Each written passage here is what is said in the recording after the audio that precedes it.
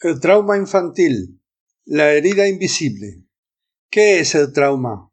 El trauma es una herida psíquica causada por una experiencia que desborda por completo la capacidad del sistema nervioso para procesarla y volver a la calma. El resultado es una desconexión duradera de ti mismo, de tus emociones, de tu cuerpo y de los demás, que te hace sentir que el mundo es un lugar permanentemente peligroso. Por su parte, el trauma infantil es el que se origina en la infancia. Puede ser causado por un hecho único, como un accidente sería un trauma simple, o por sucesos repetidos, prolongados y relacionales, como es el maltrato infantil. En este caso, sería un trauma complejo.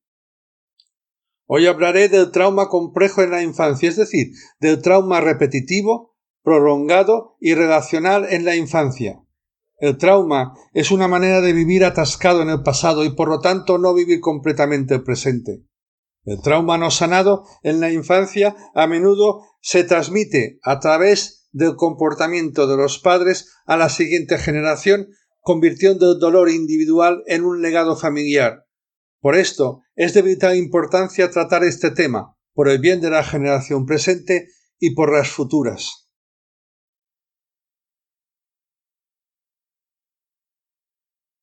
El origen de la herida, la paradoja de la supervivencia. El trauma infantil nace de una paradoja biológica, cuando quien debe protegerte se convierte en la amenaza. Ante esta contradicción y para poder sobrevivir, la mente del niño se fragmenta. Como depende de sus padres para vivir, no puede culparlos. Para no sentir tanto dolor, se culpa a sí mismo y se avergüenza de ser como es. Es la disociación. Cuando la realidad es insoportable, la mente se rompe en pedazos para protegerse. Un pedazo guarda el terror, otro la rabia, otro el dolor físico, mientras otra parte sigue adelante como si nada. La disociación es la única estrategia de supervivencia para poder seguir vinculado a sus cuidadores, de quien depende el menor física y psicológicamente. Sin embargo, como la herida no está sanada, el niño sufrirá ansiedad, impulsividad, irritabilidad y terrores nocturnos. Y lo que produce más dolor es el hecho de vivir el trauma en soledad, sin apoyo relacional. Muy diferente es cuando algún cuidador, familiar, maestro, validan las emociones del menor, le ayudan a poner palabras a su miedo o rabia, lo calman y le dan una narrativa coherente a la situación. De esta manera, el evento adquiere un significado y se convierte en aprendizaje. Sin este vínculo protector, la mente se ve forzada a desconectarse. El experimento del rostro impasible. El experimento del rostro impasible de Edward Tronick muestra este terror a la desconexión. Un bebé, feliz y conectado, se encuentra de repente con la cara vacía de su madre durante 120 largos y angustiosos segundos. El mundo del niño se colapsa. Intenta por todos los medios recuperar la conexión y al no conseguirlo se derrumba fisiológica y emocionalmente. Esa cara vacía de la madre, esa desatención física y emocional, le enseña la lección más devastadora. No soy digno de ser visto. Mis necesidades no importan. Este es el origen de la herida en la autoestima y el miedo al abandono. Pasemos ahora a ver los síntomas y las consecuencias.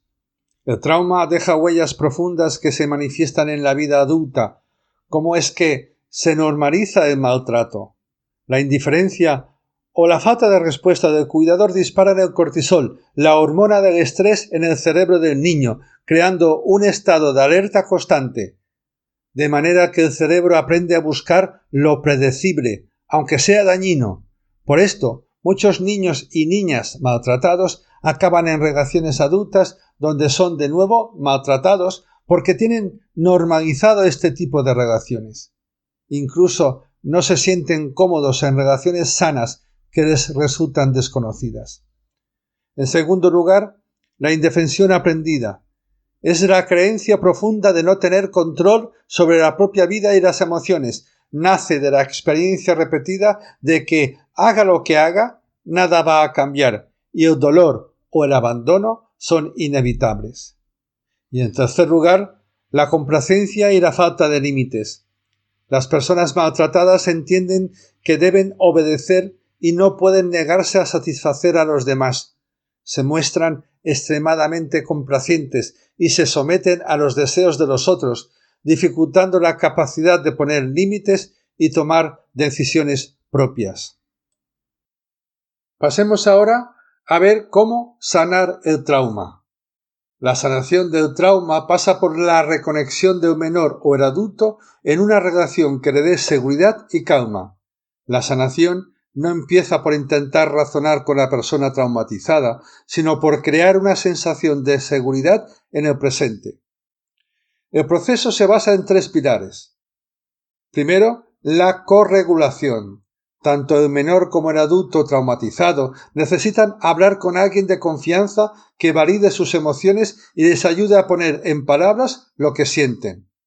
El abrazo y el contacto físico es primordial, produce oxitocina y estabiliza el ánimo. Es horroroso que los cuidadores no validen las emociones del menor diciendo «esto no es nada», «es una tontería estar triste por esto», «ya se te pasará», o que la familia finja que no ha pasado nada en vez de abordar el problema de un miembro como un tema que añade a toda la familia. En segundo lugar, la integración. Se trata de procesar el recuerdo, validar tus emociones de miedo, rabia y culpa, integrándolas en tu historia de crecimiento personal, dándoles un significado. Es importante entender que el significado es una profunda y dolorosa aceptación de que esto fue terrible, fue injusto y no debió pasar.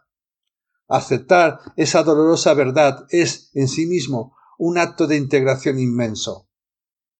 Y en tercer lugar, la reconexión, volver a conectar con uno mismo, con las propias emociones y pensamientos, y desde ahí volver a conectar con los demás y con la vida.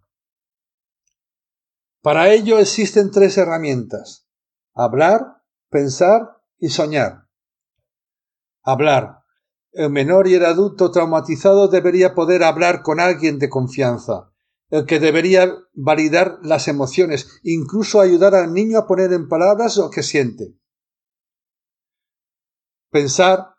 Se trata de crear una narrativa coherente del trauma, con un inicio, un desarrollo y un final, para poder darle un sentido, un significado y un aprendizaje que nos permita avanzar.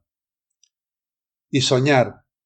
El procesamiento que hacemos en la fase REM del sueño es fundamental. Al pensar y hablar de lo ocurrido durante el día, favorecemos que el cerebro lo procese por la noche, convirtiendo la vivencia en aprendizaje. En definitiva, la sanación pasa por la resiliencia, que consiste en la capacidad de reconstruirse a partir de los pedazos rotos, no olvidando ni evitando el pasado, sino integrando lo vivido.